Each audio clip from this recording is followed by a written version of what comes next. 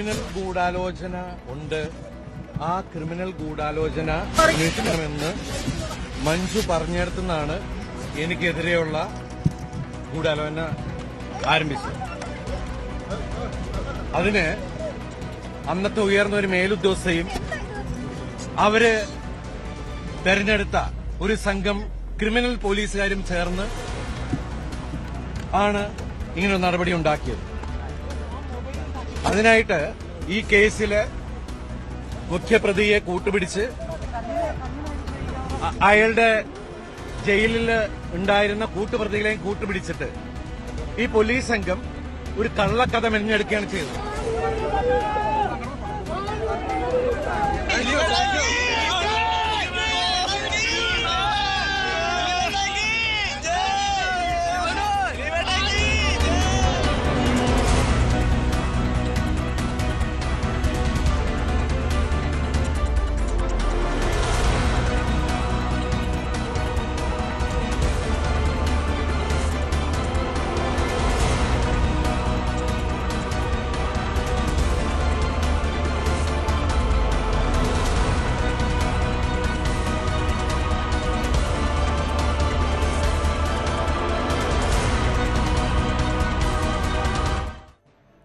നമസ്കാരം, സ്പോട്ട് ലൈവിലേക്ക് സ്വാഗതം. ക്രൈം ത്രില്ലർ സിനിമകളിൽ കാണുന്ന ക്ലൈമാക്സ് പോലെ ഏറെ നാടകീയമായ രംഗങ്ങളാണ് എറണാകുളം ജില്ലാ കോടതി സമുച്ചയത്തിൽ, ഞാനിപ്പോൾ നിൽക്കുന്ന എറണാകുളം ജില്ലാ കോടതി സമുച്ചയത്തിൽ ഇന്ന് രാവിലെ 11:30 സംഭവിച്ചത്. അതായത് ഈ നടിയാക്രമണ കേസുമായി ബന്ധപ്പെട്ട് ഒട്ടേറെ നാടകീയമായ സംഭവങ്ങൾക്ക് സാക്ഷ്യം വഹിച്ചിട്ടുള്ള കോടതി സമുച്ചയമാണിത്. 2017 ഫെബ്രുവരി 23 അന്ന് പൾസർ സുനി ഈ കേസിലെ, അതായത് ഈ നടിയാക്രമണ കേസിലെ ഒന്നാം പ്രതിയായിട്ടുള്ള പൾസർ സുനി ഈ കോടതിയിലെത്തിയാണ് കീഴടങ്ങാൻ വരുന്നത്.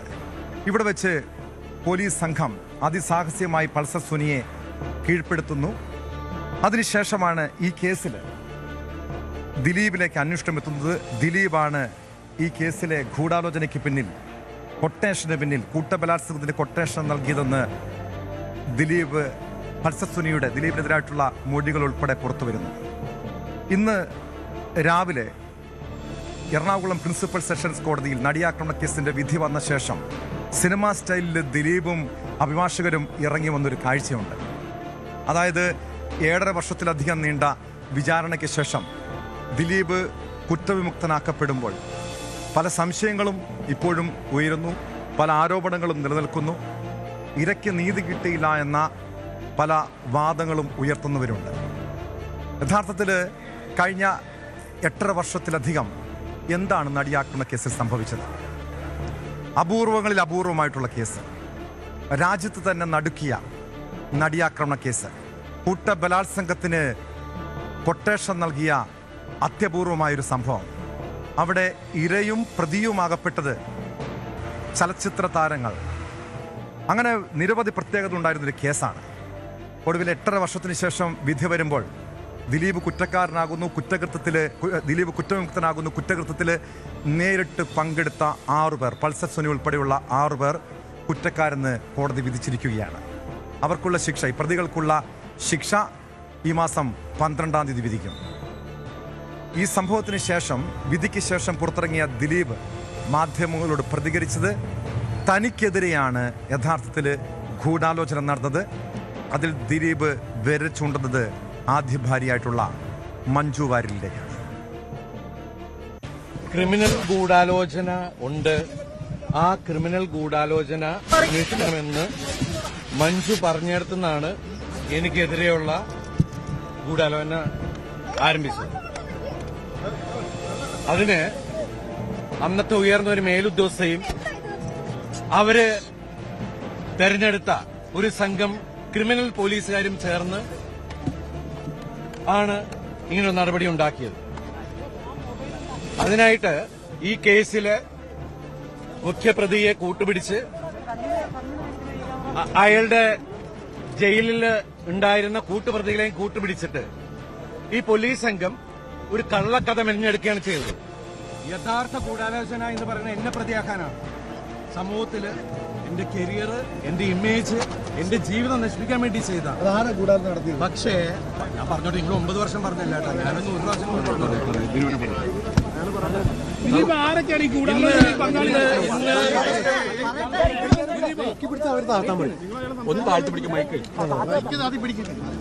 ഇന്ന് എനിക്ക് എന്റെ കൂടെ നിന്ന് എല്ലാ കുടുംബാംഗങ്ങളോടും, എന്റെ സുഹൃത്തുക്കളും അവരുടെ കുടുംബങ്ങളോടും, അതുപോലെ എനിക്ക് വേണ്ടി കാണാത്ത കേൾക്കാത്ത ആളുകൾ ഒരുപാട് പേര്, കോടിക്കണക്കിന് ആൾക്കാരെ എനിക്ക് വേണ്ടി പ്രാർത്ഥിച്ചിട്ടുണ്ട്. അവരോടൊക്കെ ഞാൻ ആത്മാർത്ഥമായിട്ടുള്ള നന്ദി പറയുകയാണ്. അതുപോലെ ഈ 9 വർഷത്തോളം എനിക്ക് വേണ്ടി അഹോരാത്രം എനിക്ക് വേണ്ടി അത് ആത്മാർത്ഥമായിട്ട് ഡിഫെൻഡ് ചെയ്ത എന്റെ പ്രിയപ്പെട്ട ലോയേഴ്സ്, അതില് നിങ്ങൾക്ക് എല്ലാവർക്കും അറിയാം രാമൻപിള്ള സാർ, അദ്ദേഹത്തിന് ഞാൻ എന്റെ ജീവിതം കടപ്പാട് ആത്മാർത്ഥമായിട്ടുള്ള നന്ദി പറയുകയാണ്. അതുപോലെ അദ്ദേഹത്തിന്റെ കൂടെയുള്ള സുജേഷ് മേനോൻ, പിന്നെ എന്റെ കോളേജ് മേറ്റ്, എന്റെ സീനിയർ ആയിരുന്ന ഫിലിപ്പ് ടി വർഗീസ്, അദ്ദേഹത്തിന്റെ അസോസിയേറ്റ്സ് ശുഭ, നിത്യ തുടങ്ങിയ മറ്റുള്ള ജൂനിയേഴ്സ്, അതുപോലെ സുപ്രീം കോടതിയിലെ മോൾ റോത്തഗി സർ, രഞ്ജിത റോത്തഗി, പ്രഖ്യാമം വംശി തുടങ്ങിയ മറ്റുള്ള ലോയേഴ്സ്, എല്ലാവരോടും ഞാൻ ആത്മാർത്ഥമായിട്ടുള്ള നന്ദി പറയുന്നു. അതുപോലെ എന്നെ സപ്പോർട്ട് ചെയ്ത് ഈ 9 വർഷക്കാലത്തോളം ജീവിപ്പിച്ച, എന്നെ അത്രയും സപ്പോർട്ട് ചെയ്ത ഒരുപാട് ആളുകളുണ്ട്. അവരുടെ പേരെടുത്ത് പറഞ്ഞാൽ തീരില്ല. അവര് വിവിധ മേഖലയിലുള്ള ആളുകളാണ്. അവരോടെല്ലാം ഈ നിമിഷത്തിൽ ഞാൻ ആത്മാർത്ഥമായിട്ടുള്ള നന്ദി പറയുകയാണ്. എല്ലാവരോടും ഒരുപാട് ഒരുപാട് സന്തോഷം. ആരാണ് ഗൂഢാലോചനയ്ക്ക് പിന്നിൽ? ആരാണ് ഗൂഢാലോചനയ്ക്ക് പിന്നിൽ? ആരാണ് ഗൂഢാലോചന?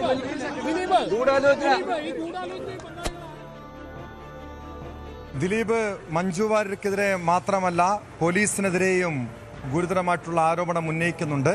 ഈ കേസിലെ മുഖ്യപ്രതിയെ കൂട്ടുപിടിച്ചുകൊണ്ട് തനിക്കെതിരെ കള്ളക്കഥ മെനഞ്ഞുണ്ടാക്കിയെന്നാണ് ദിലീപിന്റെ ആരോപണം. ഈ കേസിൽ വിധി വന്ന ശേഷം സർക്കാരിന്റെ തീരുമാനം, പ്രോസിക്യൂഷന്റെ തീരുമാനം, വിധിയിൽ അപ്പീൽ നൽകാനാണ്. ഇതുമായി ബന്ധപ്പെട്ട കൂടിയാലോചനയ്ക്ക് ശേഷമാകും തുടർ തീരുമാനം ഉണ്ടാവുക.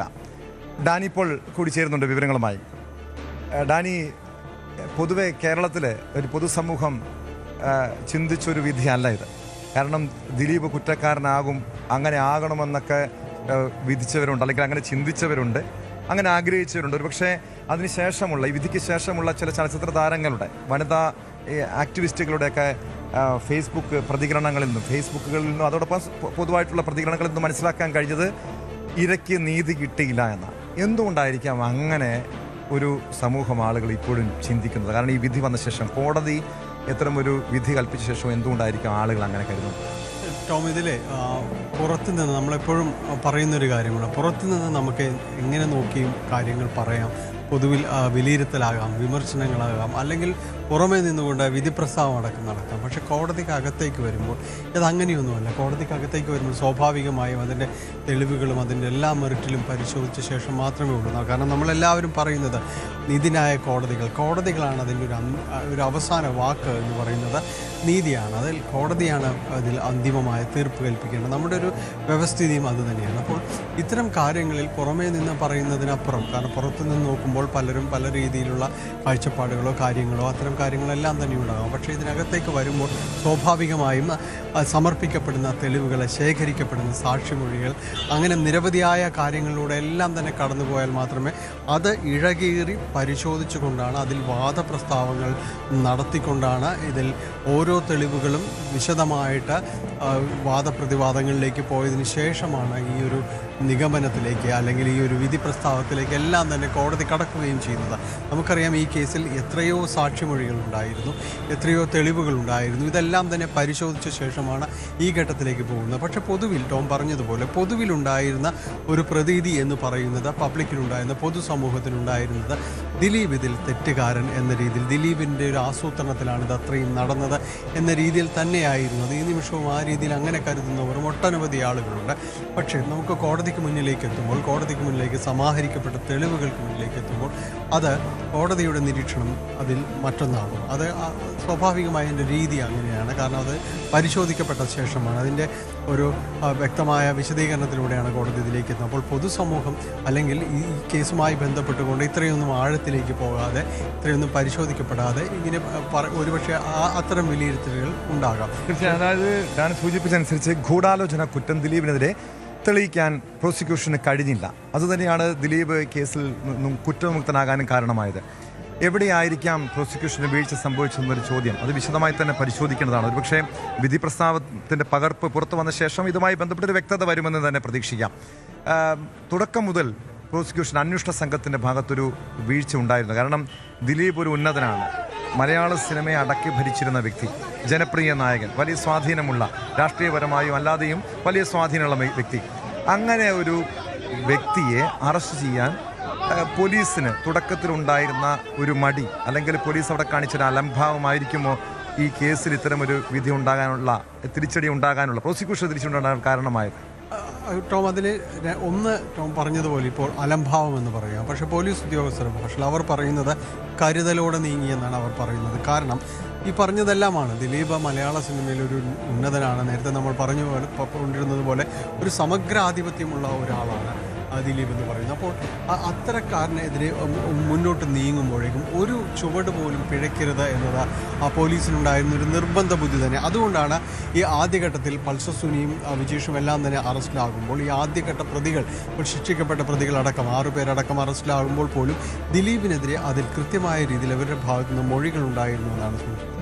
പക്ഷെ അപ്പോഴും ഇതിലേക്ക് പോകാനായിട്ട് അവരൊരു അറസ്റ്റിലേക്ക് പോകാനോ അല്ലെങ്കിൽ ഒരു കൂടുതൽ നീക്കം നടത്താനോ പോലീസ് തയ്യാറായിരുന്നില്ല. ദിലീപിനെ സംബന്ധിച്ച് ഇവരുമായി എന്തെങ്കിലും ബന്ധമുണ്ടോ എന്നതടക്കമുള്ള കാര്യങ്ങൾ ചോദിച്ച് മനസ്സിലാക്കുക എന്ന രീതിയിലേക്ക് ദിലീപിനെ ചോദ്യം ചെയ്തു എന്നത് മാത്രമാണ് നടന്നത്, ആദ്യഘട്ടത്തിൽ നടന്നത്.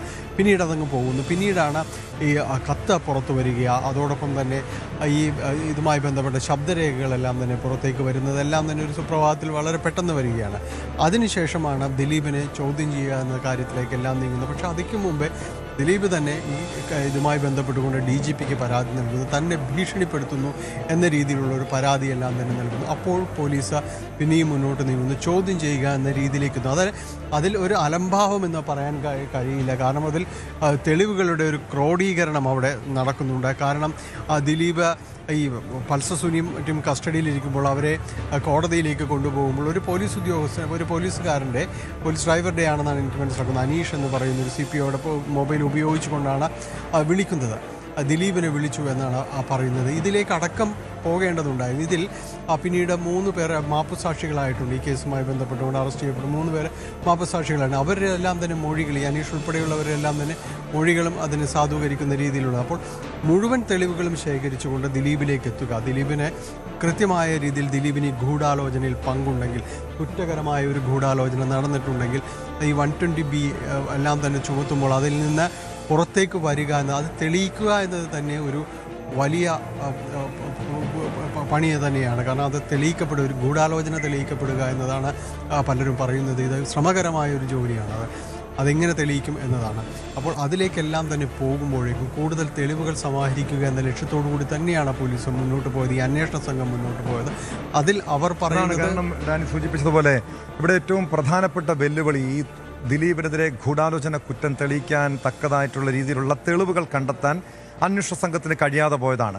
അതിൽ പൾസർ സുനി ദിലീപിന് അയച്ച കത്ത്, പൾസർ സുനിയും ദിലീപും തമ്മിൽ കൂടിക്കാഴ്ച നടത്തിയതിൻ്റെ ചില ചിത്രങ്ങൾ, അങ്ങനെ ചില അതോടൊപ്പം സാഹചര്യ തെളിവുകൾ, അതിൽ ചില സാക്ഷികളെ പ്രോസിക്യൂഷന് കോടതിയിൽ വിസ്തരിച്ചിരുന്നു. ഏകദേശം 261ഓളം സാക്ഷികളെ കോടതിയിൽ വിസ്തരിക്കാൻ കഴിഞ്ഞു. 400-ലധികം സാക്ഷികളുണ്ടായിരുന്നു. 261 സാക്ഷികളെ വിസ്തരിച്ചു. അതിൽ ചിലർ കൂറുമാറി. അങ്ങനെ വലിയ പ്രതിസന്ധികൾ നേരിട്ടൊരു കേസാണ്. മാത്രമല്ല ഇതിന് ശേഷം ഈ പ്രതിഭാഗം അഭിഭാഷകൻ അഡ്വക്കേറ്റ് രാമൻ പിള്ളയുടെ ഒരു പ്രതികരണമാണ് ഏറെ ശ്രദ്ധേയമായത്. അദ്ദേഹം ചൂണ്ടിക്കാണിച്ച കാര്യം, തൻ്റെ കരിയറിൽ, അഭിഭാഷക ജീവിതത്തിൽ ഇതുപോലെ തെളിവുകളില്ലാത്ത മറ്റൊരു കേസും കണ്ടിട്ടില്ല.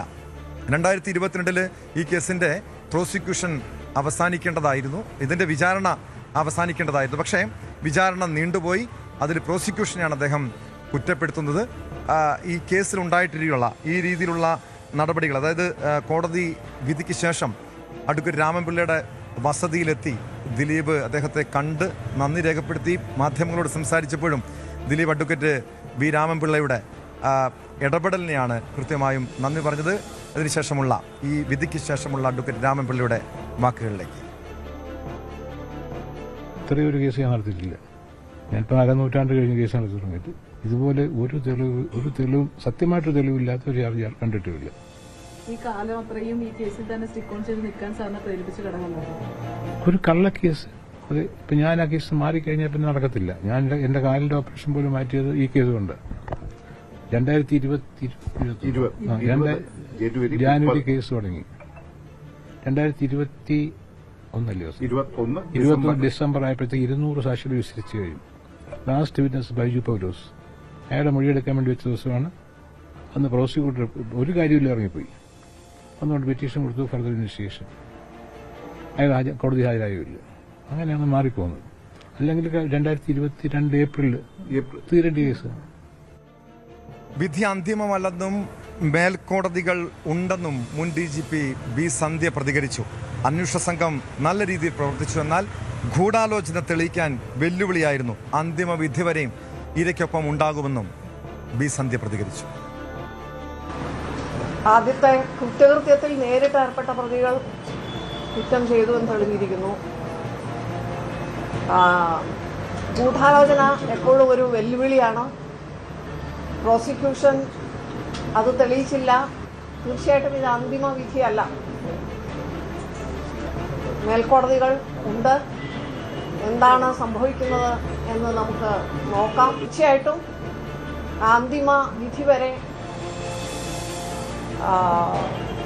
വിക്ടിമിനൊപ്പം ഇൻവെസ്റ്റിഗേഷൻ ടീമും പ്രോസിക്യൂഷനും ഉണ്ടാവും. മുന്നോട്ട് പോവുക തന്നെ ചെയ്യും. എന്തായാലും നിയമ പോരാട്ടം ഉണ്ടാകുമെന്ന് തന്നെ പ്രതീക്ഷിക്കാം. അതിജീവിതയുടെ പ്രതികരണം പുറത്തു വന്നിട്ടില്ല. പക്ഷേ സർക്കാർ ആ രീതിയിൽ ആലോചിക്കുന്നുണ്ട്. പ്രോസിക്യൂഷൻ ഈ വിധിക്കെതിരെ അപ്പീൽ നൽകാനാണ് പ്രോസിക്യൂഷന്റെ തീരുമാനം. ഡാനി പോളിലേക്ക്. ഡാനി, എന്തായാലും നേരത്തെ മന്ത്രി പി രാജീവ് സൂചിപ്പിച്ച കാര്യമുണ്ട്. ഈ പ്രിൻസിപ്പൽ സെഷൻസ് കോടതി വിധിക്കെതിരെ മേൽക്കോടതിയെ സമീപിക്കുമെന്ന്, അപ്പീൽ പോകുമെന്ന്, സർക്കാരുമായി കൂടിയാലോചിച്ച് അതുമായി ബന്ധപ്പെട്ട തീരുമാനമുണ്ടാകുമെന്നാണ് അദ്ദേഹം പറഞ്ഞിരിക്കുന്നത്. അതായത് നമ്മൾ ഈ കണ്ട 7-8 വർഷം നീണ്ട നിയമ പോരാട്ടത്തെക്കാൾ വലിയ പോരാട്ടങ്ങൾ തന്നെ ഇനിയും പ്രതീക്ഷിക്കണം, അല്ലേ? ആ രീതിയിലേക്ക് തന്നെയാണ്. കാരണം മന്ത്രി പി രാജീവ് തന്നെ ഇത് വ്യക്തമാക്കുന്നു സർക്കാരിൻ്റെ ഭാഗത്തു നിന്ന്. കാരണം ഇതാ നീതി ലഭിച്ചില്ല എന്ന രീതിയിലുള്ളൊരു വിലയിരുത്തലിലേക്ക് പോകുന്നു എന്ന് തന്നെയാണ്. അപ്പോൾ കൂടുതൽ മുന്നോട്ട് പോകുക എന്ന് തന്നെ തീരുമാനിച്ചിരിക്കുന്നു. ഇവർക്ക് നീതി ഉറപ്പാക്കുക, അതിജീവിതയ്ക്ക് നീതി ഉറപ്പാക്കുക എന്ന് തന്നെയാണ് ലക്ഷ്യമെന്ന് പറയുമ്പോൾ വ്യക്തമാകുന്നത്. അപ്പീൽ പോവുക എന്നതാണ്. അതിലിപ്പോൾ ഹൈക്കോടതിയിലേക്ക് നീങ്ങുക എന്ന് തന്നെയാണ്. ഹൈക്കോടതിയിലേക്ക് സിംഗിൾ ബെഞ്ചിലും ഡിവിഷൻ ബെഞ്ചിലും എല്ലാം പോകാനുള്ള സാധ്യത തന്നെയാണ് ഉള്ളത്. സിംഗിൾ ബെഞ്ചിലേക്ക് തന്നെയാണ് നീങ്ങുന്നത്. ഇതിനുശേഷം പിന്നീട് തുടർ നടപടികൾ ഏത് രീതിയിൽ എന്നതെല്ലാം തന്നെയാണ് ഇനി ആലോചിക്കപ്പെടുന്നത്. ഏതായാലും ഇതിൽ ഒരു തുടർച്ച ഈ കേസുമായി ബന്ധപ്പെട്ടുകൊണ്ട് ഉണ്ടാകുമെന്ന കാര്യത്തിൽ ഒരു സംശയവുമില്ല. കാരണം ഇപ്പോൾ തന്നെ ഇതുമായി ബന്ധപ്പെട്ട് വരുന്ന ഒരു പ്രതികരണങ്ങളെല്ലാം തന്നെ ആ രീതിയിലുള്ളതാണ്. നേരത്തെ ടോം സൂചിപ്പിച്ചതുപോലെ ഇതിൻ്റെ ഒരു പബ്ലിക് പൾസ് എന്ന് പറയുന്നത് അതിജീവിതയ്ക്ക് നീതി ലഭിച്ചില്ല എന്ന രീതിയിലുള്ളൊരു വിലയിരുത്തലാണ് പല ഭാഗങ്ങളിൽ നിന്ന് തന്നെ ഉയരുന്നത്. ഇത് കൃത്യമായ രീതിയിലുള്ള ഒരു ഇടപെടൽ, ഇതിൽ എവിടെയാണ് പരാജയപ്പെട്ടത്, അല്ലെങ്കിൽ എന്താണ് ഇതിനുള്ളൊരു കാരണമെന്നത് ഒരു വസ്തുതാപരമായ രീതിയിൽ തന്നെ പരിശോധിക്കപ്പെടേണ്ടതുണ്ട് എന്ന രീതിയിലുള്ളൊരു വിലയിരുത്തൽ എല്ലാ ഭാഗങ്ങളിലും തന്നെ ഉണ്ടാകുന്നുണ്ട്. അതുകൊണ്ട് തന്നെ മേൽക്കോടതികളിലേക്ക് പോകുമ്പോൾ കുറച്ചുകൂടി ജാഗ്രതയോടുകൂടി, കുറച്ചുകൂടി ജാഗ്രതയായിട്ട് മുന്നോട്ട് പോകേണ്ടതുണ്ട്. പ്രത്യേകിച്ച് ഇത് ഒരു കീഴ്ക്കോടതിയിൽ നിന്നുള്ള വിധി തീർത്തും പ്രതികൂലമായ ഒരു സാഹചര്യം. അത് ദിലീപിൻ്റെ കാര്യത്തിൽ, മറ്റ് പ്രതികളുടെ കാര്യത്തിലെല്ലാം തന്നെ അവർക്ക് ശിക്ഷ ഉറപ്പാക്കാൻ കഴിഞ്ഞിട്ടുണ്ടെങ്കിൽ 6 ശേഷമുള്ള പ്രതികൾക്ക് ശേഷമുള്ള 7, 8, 10 വരെയുള്ള ആ പ്രതികൾക്കുള്ള ശിക്ഷ അവർക്ക് ഉറപ്പ് നൽകുന്നതിൽ, ദിലീപ് ഉൾപ്പെടെയുള്ള പ്രതികൾക്ക് ശിക്ഷ ഉറപ്പാക്കുന്നതിലെല്ലാം തന്നെ പരാജയപ്പെട്ടു. അവർക്ക് വിടുതലാണ് ലഭിച്ചത്. അപ്പോൾ അതുകൊണ്ട് അവർക്ക് ശിക്ഷ അടക്കമുള്ള കാര്യങ്ങൾ ഉറപ്പ് നൽകേണ്ടതുണ്ട്. അതിന് മേൽക്കോടതികളെ സമീപിക്കേണ്ടതുണ്ട്. അപ്പോൾ സ്വാഭാവികമായും ഇതിൻ്റെ മുന്നോട്ടുള്ള ഒരു ഗതി എന്ന് പറയുന്നത് ഇനിയും അത് വ്യവഹാരങ്ങളുടെ ദിവസങ്ങൾ തന്നെയാണ്. ഒരു സംശയവും അക്കാര്യത്തിൽ വേണ്ട. സർക്കാർ തന്നെ അതിന് മുന്നിട്ടിറങ്ങുന്നു. അതിജീവിതയ്ക്ക് നീതി ഉറപ്പാക്കുമെന്ന് പറയുമ്പോഴെല്ലാം തന്നെ ഇത് ഒരു തുടർച്ച തന്നെയാണ് നമ്മൾ പ്രതീക്ഷിക്കുന്നത്. ഒരു താൽക്കാലികമായ ഒരു അവസാനം എന്ന രീതിയിലേക്ക് ഇതിനെ പരിശോധിക്കാം. പക്ഷേ ഇനി അങ്ങോട്ടും തുടർച്ചയായി ഇത് നിയമ പോരാട്ടങ്ങളുടെ വഴി തന്നെയായിരിക്കും. തീർച്ചയായും എനിക്ക് തോന്നുന്നു ഈ ഒരു കേസിനൊരു പ്രത്യേകതയുള്ളത് സിനിമാ മേഖലയുടെ ചരിത്രം തന്നെ വിഭജിച്ച ഒരു കേസായി തന്നെ ഇതിനെ കാണേണ്ടി വരും. കാരണം അതുവരെയും ചലച്ചിത്ര രംഗത്ത് വനിതകൾ ചൂഷണത്തിന് ഇരയാകപ്പെട്ടിട്ടുണ്ട്. അവർക്ക് വേണ്ട രീതിയിലുള്ളൊരു വേതനം ലഭിച്ചിട്ടില്ല. അങ്ങനെ പല രീതിയിലുള്ള ചൂഷണത്തിന് ഇരയായവരുടെ ഒരു ഉയർത്തെഴുന്നേൽപ്പായിരുന്നു, അവരുടെ ഒരു പോരാട്ടത്തിൻ്റെ തുടക്കമായിരുന്നു ഈ നടിയാക്രമണ കേസ്. അതിനുശേഷം ആ ഇരയ്ക്ക് വേണ്ടി മാത്രമല്ല, അതിജീവിതയ്ക്ക് വേണ്ടി മാത്രമല്ല സിനിമാ മേഖലയിലെ വനിതകൾ പോരാട്ടം നടത്തിയത്. WCC എന്ന ഒരു വനിതാ കൂട്ടായ്മയ്ക്ക് രൂപം നൽകുന്നു. മുഖ്യമന്ത്രി അവർ കാണുന്നു. മുഖ്യമന്ത്രി ഇവർക്ക് ഈ അതിജീവിതയ്ക്ക് നീതി ഉറപ്പാക്കുമെന്ന് പറയുന്നു. അതിനുശേഷം വലിയ ആരോപണങ്ങൾ ഉണ്ടാകുന്നു. സിനിമാ മേഖലയിലെ പ്രശ്നങ്ങൾ പഠിക്കാൻ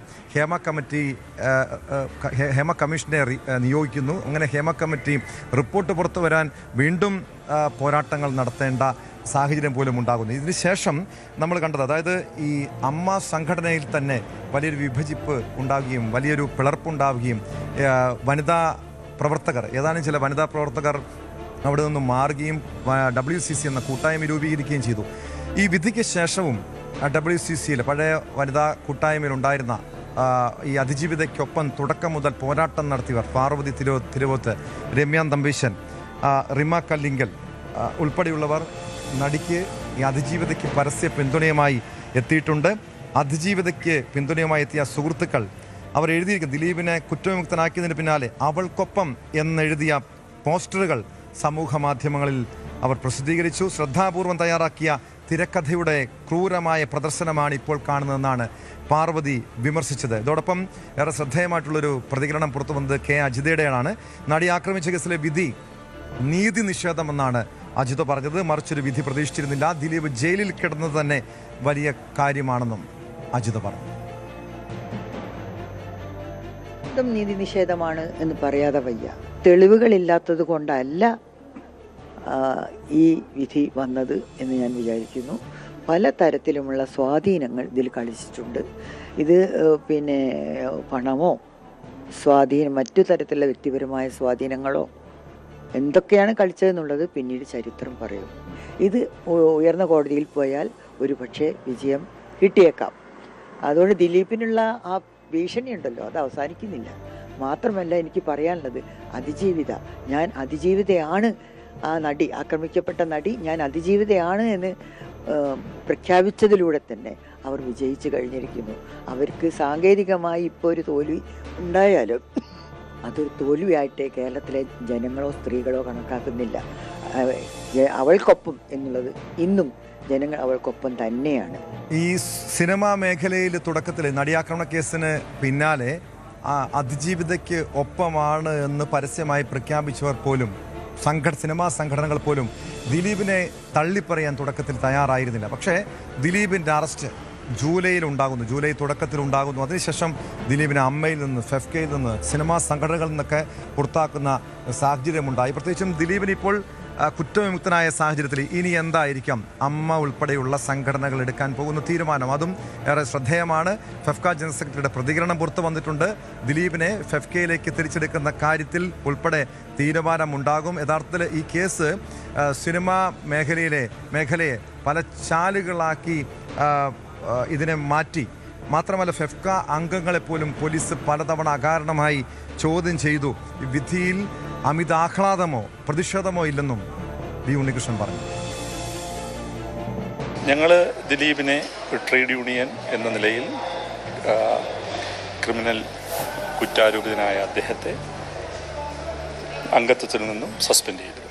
ഇന്ന് വിധിയിലൂടെ അദ്ദേഹം കുറ്റവിമുക്തനായി മാറിയിരിക്കുകയാണ്. ആ സാഹചര്യത്തിൽ തീർച്ചയായും അദ്ദേഹത്തിൻ്റെ അംഗത്വത്തെ സംബന്ധിച്ചിട്ടുള്ള തുടർ നടപടികൾ എന്തായിരിക്കണമെന്ന് നമ്മൾ ഡയറക്ടേഴ്സ് യൂണിയനോട് ആലോചിക്കാൻ ആവശ്യപ്പെടുന്നുണ്ട്. അപ്പോൾ ആ വിഷയത്തിൽ ഡയറക്ടേഴ്സ് യൂണിയൻ ഒരു തീരുമാനമെടുക്കും. തീർച്ചയായും ദിലീപിൻ്റെ പുതിയ ചിത്രം പുറത്തിറങ്ങാൻ പോകുന്നു. വലിയ ആവേശത്തിലായിരുന്നു ദിലീപിൻ്റെ ആരാധകർ. കോടതിയിലെ വിധി കേൾക്കാനായി നൂറുകണക്കിന് ആരാധകരാണ് ഒത്തുകൂടിയത്. ഇവിടെ ലഡു വിതരണം ഉൾപ്പെടെ നടന്നു. ദിലീപിൻ്റെ വീടിന് മുന്നിലും വലിയ രീതിയിലുള്ള ആഹ്ലാദ പ്രകടനങ്ങളാണ് ഉണ്ടായത്. ദിലീപിൻ്റെ ബന്ധുക്കൾ, സുഹൃത്തുക്കളടക്കം വീട്ടിലേക്ക് എത്തുന്നുണ്ട്. ആജ്ഞ രവീന്ദ്രൻ ചേരുന്നു ആലുവയിൽ നിന്നും, ദിലീപിൻ്റെ വീടിന് മുന്നിൽ നിന്നും. ആജ്ഞ, 7.5 വർഷ കാലയളവിൽ ഏകദേശം 8.5 വർഷത്തോളം ദിലീപിനെ സംശയനിഴലിൽ നിർത്തിയൊരു കേസ്. ഈ കേസിൽ ദിലീപാണ് ഗൂഢാലോചന നടത്തിയത്, കൂട്ടബലാത്സംഗത്തിന് കൊട്ടേഷൻ നൽകിയതെന്ന വാദമായിരുന്നു പ്രോസിക്യൂഷൻ ഉന്നയിച്ചത്. പക്ഷേ അതൊന്നും തെളിയിക്കാൻ പ്രോസിക്യൂഷന് കഴിഞ്ഞില്ല. കോടതി അങ്ങനെ ദിലീപിനെ കുറ്റവിമുക്തനാക്കിയിരിക്കുന്നു. എങ്ങനെയാണ്? കാരണം ദിലീപിന് ശേഷമുള്ള ദിലീപിൻ്റെ പ്രതികരണം നമ്മൾ കണ്ടതാണ്. കഴിഞ്ഞ 8.5 വർഷക്കാലം നിങ്ങൾ പറഞ്ഞില്ലേ, ഇനി ഞാൻ പറയാം. കൂടുതൽ മാധ്യമങ്ങളുടെ പ്രതികരണങ്ങൾ, ചോദ്യങ്ങൾക്കൊന്നും മറുപടി നൽകാതിരുന്ന ദിലീപിൻ്റെ കുടുംബാംഗങ്ങളുടെ, സുഹൃത്തുക്കളുടെ ഒരു പ്രതികരണം എന്താണ്? ഇപ്പോഴെന്താണ് അവിടെ സംഭവിക്കുന്നത്? ഒരു ആഹ്ലാദ പ്രകടനം മറ്റുമൊക്കെ ഉണ്ടായിരുന്നു?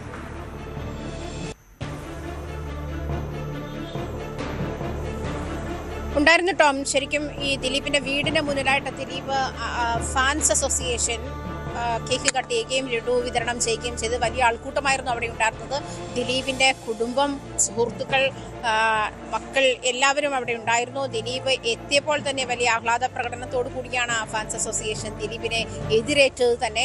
ദിലീപ് നമുക്കറിയാം കോടതി വളപ്പിൽ വെച്ച് പ്രതികരിച്ചത് ഇങ്ങനെയാണ്.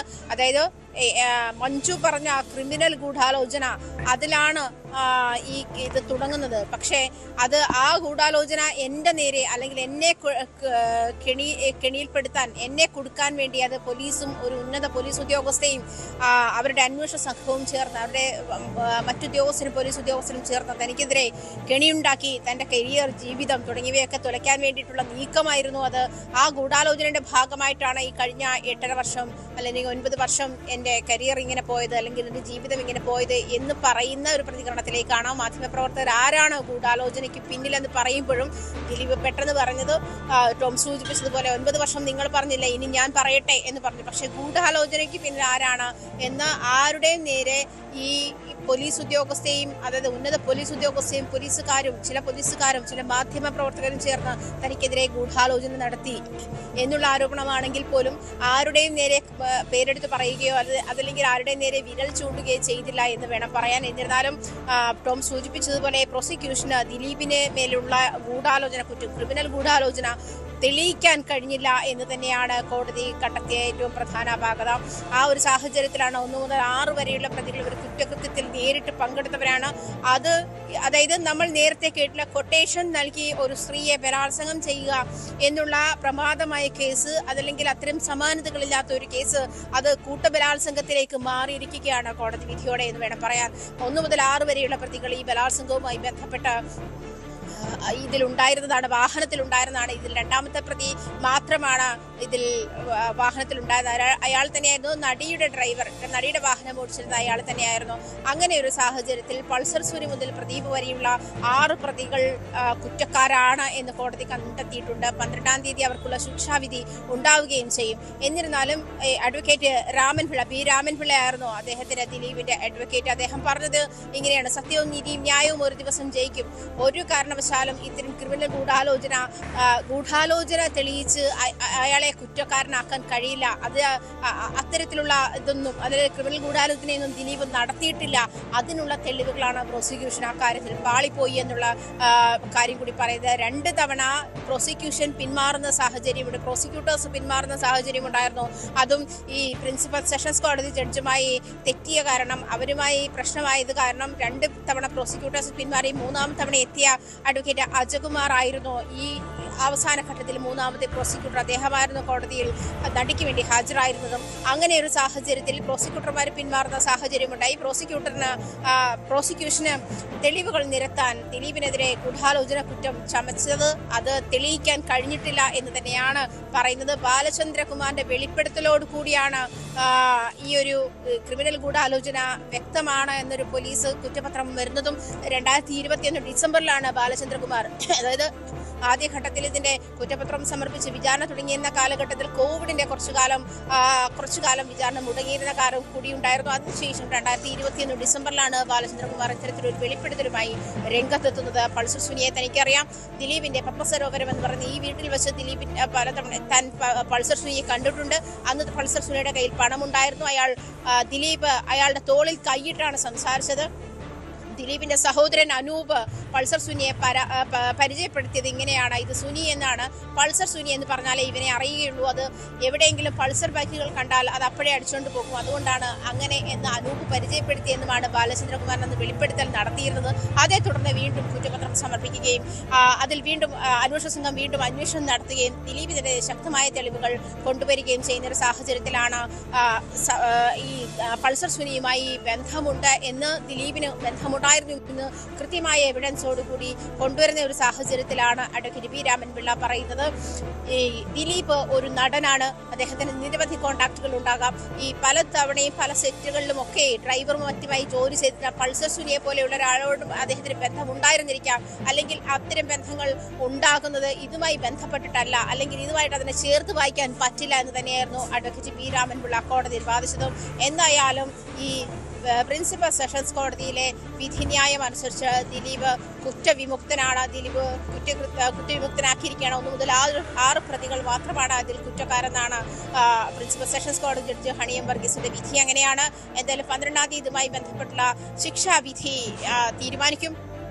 അതിന് മാത്രമല്ല, നമുക്കറിയാം ഈ അങ്കമാലി അത്താണിയിൽ വെച്ച് ഈ കൃത്യം നടന്ന ശേഷം അങ്കമാലി കോടതിയിലായിരുന്നു ആദ്യഘട്ടത്തിൽ ഇതിന്റെ നടപടിക്രമങ്ങൾ നടത്തുന്നത്. പിന്നീട് വിചാരണ ഘട്ടത്തിലെത്തിയപ്പോഴാണ് ബലാത്സംഗം ഉൾപ്പെടെയുള്ള കേസുകൾ ഇതിൽ ചുമത്തിയപ്പോൾ വിചാരണ ഘട്ടത്തിലെത്തിയപ്പോഴാണ് വിചാരണ കോടതി എറണാകുളം പ്രിൻസിപ്പൽ സെഷൻസ് കോടതി ആകുന്നത്. അന്ന് ഒരു വനിതാ ജഡ്ജ് തന്റെ കേസ് കേൾക്കണം, അല്ലെങ്കിൽ തന്റെ വിധി പറയാൻ, അല്ലെങ്കിൽ തന്റെ വിചാരണ നടത്താൻ ഒരു വനിതാ ജഡ്ജ് വേണം എന്ന നടിയുടെ ആവശ്യപ്രകാരമാണ് അന്ന് ജില്ലയിലുണ്ടായിരുന്ന ഏക വനിതാ ജഡ്ജായിരുന്ന ഹണിയം വർഗീസിനെ ഇതിനു വേണ്ടിയിട്ട് തീരുമാനിക്കുന്നതും. അങ്ങനെയാണ് പ്രിൻസിപ്പൽ സെഷൻസ് കോടതി ജഡ്ജ് ഹണിയം വർഗീസ് ഇതുമായി ബന്ധപ്പെട്ട ഈ വിചാരണയുമായി ബന്ധപ്പെട്ട ഈ വിചാരണ കോടതി ജഡ്ജാകുന്നതും അങ്ങനെയാണ്. എന്തായാലും അതിനുശേഷം മെമ്മറി കാർഡ് ടാമ്പറിംഗ് ഉണ്ട്. അതിന്റെ കാര്യത്തിൽ ഇതുവരെയും ഹൈക്കോടതി, അതായത് നടി നൽകിയിരിക്കുന്ന ഉപഹർജിയുണ്ട്, ആ ഉപഹർജിയിൽ ഇതുവരെയും ഹൈക്കോടതി അന്തിമ തീരുമാനമായിട്ടില്ല. ആ ഹർജി തീർപ്പാക്കിയിട്ടില്ലാത്ത സാഹചര്യമുണ്ട്. നമുക്കറിയാം മെമ്മറി കാർഡ് 3 തവണ അത് ടാമ്പർ ചെയ്തിട്ടുണ്ട്, അതിന്റെ ഹാഷ് വാല്യൂ 3 തവണ മാറിയിട്ടുണ്ട്. ഈ ടാമ്പറിംഗുമായി ബന്ധപ്പെട്ടുള്ള അന്വേഷണം, അതായത് അങ്ങനെയാണ് അന്വേഷണ ഉദ്യോഗസ്ഥർ അത് കണ്ടെത്തുകയും അത് അറിയിക്കുകയും ചെയ്തതും. തന്റെ ദൃശ്യങ്ങൾ പകർത്തിയ, അതല്ലെങ്കിൽ ബലാത്സംഗ ദൃശ്യങ്ങൾ പകർത്തിയ മെമ്മറി കാർഡ് അല്ലെങ്കിൽ ദൃശ്യങ്ങൾ അതിൽ നിന്ന് ചോർന്നു എന്നുള്ള ആശങ്കയിൽ നടി നൽകിയ പരാതിയാണ്. ആ പരാതിയുടെ അന്വേഷണത്തിൽ വസ്തുതാ അന്വേഷണ റിപ്പോർട്ട് സമർപ്പിക്കുകയും ചെയ്തിരുന്നു. അതിൽ, അതായത് അങ്കമാലി മജിസ്ട്രേറ്റ് ലീന റഷീദ്, അതുപോലെ ഈ ശിരസ്തദാർ, അതുപോലെ ഈ പ്രിൻസിപ്പൽ സെഷൻസ് കോടതിയിലെ ഉദ്യോഗസ്ഥൻ മഹേഷ് മോഹൻ തുടങ്ങിയ ആളുകളാണ് ഇത് ടാമ്പർ ചെയ്തത്. അവരുടെ മൊബൈൽ ഫോണിലും ലാപ്പിലും ടാബിലും ഒക്കെ ഇട്ട് വിഷ്വൽ കണ്ടു, ദൃശ്യങ്ങൾ കണ്ടു. അത് അനധികൃതമായി, നിയമവിരുദ്ധമായി കണ്ടു എന്നുള്ളതാണ് അതിലെ പ്രശ്നം. അത് ഉണ്ടായിരുന്നു എന്നുള്ള ഒരു പരാതിയുമായി രംഗത്തെത്തുന്നതും അതിൽ നടത്തിയ വസ്തുതാ അന്വേഷണ റിപ്പോർട്ടിൽ അനുകൂലമായി, തന്റെ സഹപ്രവർത്തകർക്ക് അനുകൂലമായി ജഡ്ജ് നടപടിയെടുത്തു എന്നുള്ള ആരോപണവുമായി നടി രംഗത്തെത്തുന്നതും ജഡ്ജിനെതിരെ അന്വേഷണം വേണമെന്ന് ഹൈക്കോടതിയിൽ, അതുമാത്രമല്ല ഒരു ഈ അന്വേഷണ ഉദ്യോഗസ്ഥനെ, മറ്റൊരു അന്വേഷണ ഉദ്യോഗസ്ഥനെ വെച്ച് ഇത് അന്വേഷിപ്പിക്കണം, IG റാങ്കിലുള്ള അന്വേഷണ ഉദ്യോഗസ്ഥനെ വെച്ച് ഇത് അന്വേഷിപ്പിക്കണമെന്ന് ആവശ്യപ്പെട്ട നടി ഹൈക്കോടതിയിൽ പരാതി ഹർജി നൽകുന്ന ഒരു സാഹചര്യമുണ്ട്. അത് ഇതുവരെയും തീർപ്പാക്കിയിട്ടില്ല. എന്നിരുന്നാലും ഇനി ഉയർന്ന കോടതികളിലേക്ക് പോകാനുള്ള സാഹചര്യങ്ങളുണ്ട്. നിയമമന്ത്രി രാജീവ് പറഞ്ഞതനുസരിച്ച് അതിജീവിത ഇതിൽ തൃപ്തിയല്ലെങ്കിൽ ഉയർന്ന കോടതികളിലേക്ക് തീർച്ചയായും സൂചിപ്പിച്ചതുപോലെ നമുക്കറിയാം ഇതിലുണ്ടായ നിയമ പോരാട്ടം. ഇവിടെ സ്ത്രീകൾക്ക് സുരക്ഷ ഉറപ്പാക്കണം. പ്രത്യേകിച്ചും നാളെ തെരഞ്ഞെടുപ്പ്, തദ്ദേശ സ്വയംഭരണ തെരഞ്ഞെടുപ്പ് നടക്കാൻ പോകുന്നു, വോട്ടെടുപ്പ് നടക്കാൻ പോകുന്നു ആദ്യഘട്ടം. ഈ വിധി അടക്കം ഒരുപക്ഷെ ചർച്ചയാകുമോ, അതുൾപ്പെടെ പരിശോധിക്കേണ്ടതാണ്. നമുക്കറിയാം ഇവിടെ മുഖ്യമന്ത്രി പറഞ്ഞത്, അല്ലെങ്കിൽ ഇടതുപക്ഷ സർക്കാർ പറഞ്ഞത്, ഇവിടെ ഈ നാട്ടിൽ സ്ത്രീകൾക്ക് ഞങ്ങൾ സുരക്ഷ ഉറപ്പാക്കുമെന്നാണ്. മാത്രമല്ല സിനിമാ മേഖലയിലുള്ള വനിതകൾ സ്ത്രീകൾ നേരിടുന്ന പ്രശ്നങ്ങൾ പഠിക്കാൻ സർക്കാർ പ്രത്യേക കമ്മീഷനെ, ഹേമ കമ്മിറ്റിയെ നിയോഗിച്ചു. പക്ഷേ ഈ സമീപ ദിവസങ്ങളിൽ സ്ത്രീകളുമായി ബന്ധപ്പെട്ടുള്ള വിഷയങ്ങൾ കഴിഞ്ഞ വർഷങ്ങളായി, അല്ലെങ്കിൽ ഇടതുപക്ഷ സർക്കാരിൻ്റെ കാലയളവിൽ ഉണ്ടായിട്ടുള്ള പല കേസുകളുടെ വിധി പരിശോധിക്കാം. ഒന്നേറെ പ്രമാദമായിട്ടുള്ള കന്യാസ്ത്രീമാരെ പീഡിപ്പിച്ച കേസ്, അവിടെയും പ്രതി എന്ന് ആരോപിക്കപ്പെട്ട മതപുരോഹിതന് കോടതി കുറ്റവിമുക്തനാക്കുന്നു. ഇവിടെ കേസിലെ ഒരു പ്രധാനപ്പെട്ട, അല്ലെങ്കിൽ ഏവരും ഉറ്റുനോക്കിയ കേസിലെ പ്രതി നടൻ ദിലീപിനെ കുറ്റക്കാരനായി കണ്ടെത്തി ശിക്ഷിക്കുമെന്ന് പ്രതീക്ഷിച്ചെങ്കിൽ അവിടെയും തിരിച്ചടി ഉണ്ടാകുന്നു. മാത്രമല്ല സിനിമാ മേഖലയിലെ ചൂഷണങ്ങൾ നേരിടാൻ ഹേമ കമ്മിറ്റി റിപ്പോർട്ട് അത് പ്രസിദ്ധീകരിക്കാൻ പോലും നാളുകൾ വീണ്ടും നിയമപോരാട്ടം നടത്തേണ്ടി വന്നു. അതും ഒരു പ്രഹസനമാണെന്ന ആരോപണമുണ്ട്. മറ്റൊരു വശത്ത് പ്രമുഖ ചലച്ചിത്ര താരങ്ങൾക്കെതിരായിട്ടുള്ള മുകേഷ് MLA, സിദ്ദിഖ്, മണിയൻപിള്ള രാജു, ഇടവേള ബാബു, അങ്ങനെ ബാബുരാജു, അങ്ങനെ പല പ്രമുഖർക്കെതിരെയും ലൈംഗിക ആരോപണങ്ങൾ, പരാതി വന്നു, കേസ് വന്നു, അറസ്റ്റുണ്ടായി. ആ കേസുകളുടെ എല്ലാം അന്വേഷണം ഇപ്പോൾ എവിടെയാണ്? ആ അന്വേഷണ കമ്മീഷൻ പോലും ഇപ്പോൾ ഇല്ലാത്ത അവസ്ഥ, അല്ലെങ്കിൽ ആ പ്രത്യേക അന്വേഷണ സംഘം പോലും, SIT പോലും പിരിച്ചുവിട്ട അവസ്ഥ. എവിടെയാണ് സ്ത്രീകൾക്ക് ഈ സർക്കാർ സുരക്ഷ ഒരുക്കുന്നത് എന്നൊരു ചോദ്യം ഉയരുന്നില്ല. സ്വാഭാവികമായിട്ടും ഈ തെരഞ്ഞെടുപ്പിൽ ഇതൊക്കെ ചർച്ചയാകുമോ? ആജ്ഞ?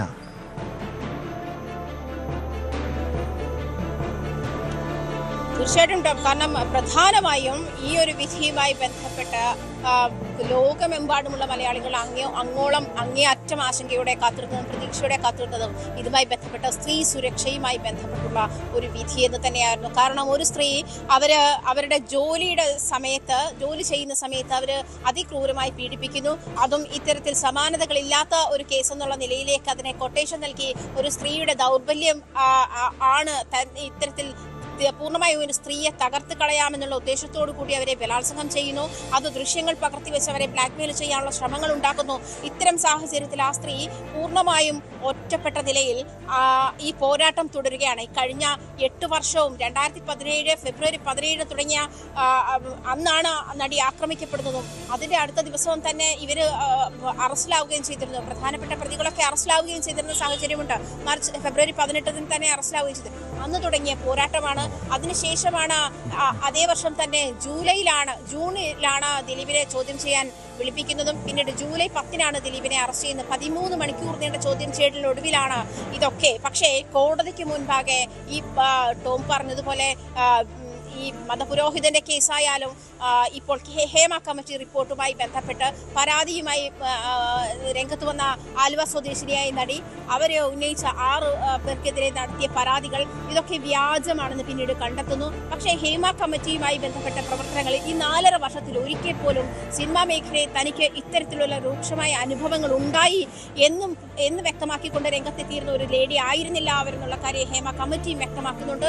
അതുമാത്രമല്ല ഈ നടിയെ ആക്രമിച്ച കേസുമായി ബന്ധപ്പെട്ട് സിനിമാ മേഖലയിലെ സ്ത്രീകളുടെ സുരക്ഷ എന്താണ്, അവർ ഏത് തരത്തിൽ സുരക്ഷിതരാണ് എന്നുള്ള ചോദ്യം ഉയർന്ന സാഹചര്യത്തിലാണ് WCC രൂപീകരിക്കുകയും അതിനോട് അമ്മയോട് അതായത് താരസംഘടനയെ അമ്മയോട് വിയോജിപ്പ് പ്രകടിപ്പിച്ച് അതിലെ കുറെ സ്ത്രീകൾ രമ്യ നമ്പീശനും പാർവതി തിരുവോത്തും ഒക്കെ അടങ്ങിയ ഒരു കൂട്ടം സ്ത്രീകളുടെ സുരക്ഷ ആവശ്യമാണ്. സിനിമാ മേഖലയിലെ സ്ത്രീകളുടെ തൊഴിൽ സുരക്ഷയും അവരുടെ ലൈംഗികപരമായിട്ടുള്ള അവരെ ചൂഷണം ചെയ്യുന്ന കാര്യങ്ങളിലും ഒക്കെ ചോദ്യം ചെയ്യാൻ ഒരു സമിതി ഉണ്ടാക്കണം, ഒരു കമ്മിറ്റി ഉണ്ടാക്കണം, ഓരോ സിനിമയിലും IC ഉണ്ടാക്കണം, ഇന്റേണൽ കമ്മിറ്റി ഉണ്ടാക്കണം തുടങ്ങിയ ആവശ്യങ്ങൾ ഉന്നയിച്ചുകൊണ്ട് WCC മുഖ്യമന്ത്രിക്ക് പരാതി നൽകുന്നതും അങ്ങനെയാണ് സിനിമാ മേഖലയിലെ പ്രശ്നങ്ങൾ അന്വേഷിക്കാൻ ഹേമ കമ്മിറ്റി ഉണ്ടാകുന്നതും. പക്ഷേ ഹേമ കമ്മിറ്റിക്ക് മുൻപാകെ നൽകിയുള്ള പരാതികൾ വ്യാജമാണ് എന്ന് വരുത്തി തീർക്കാൻ വേണ്ടിയുള്ള ഗൂഢാലോചനയുടെ ഭാഗമായിട്ടാണ് ആലുവ സ്വദേശിനിയായ നടിയുടെ പരാതി രംഗത്തെത്തിയത്. അത് പിന്നീട് അത്തരത്തിലേക്ക് അത് വ്യാജ പരാതിയായിരുന്നു എന്നുള്ള ഒരു സാഹചര്യത്തിൽ മാറ്റിയതും എന്നുള്ള ആരോപണങ്ങൾ ശക്തമാണ്.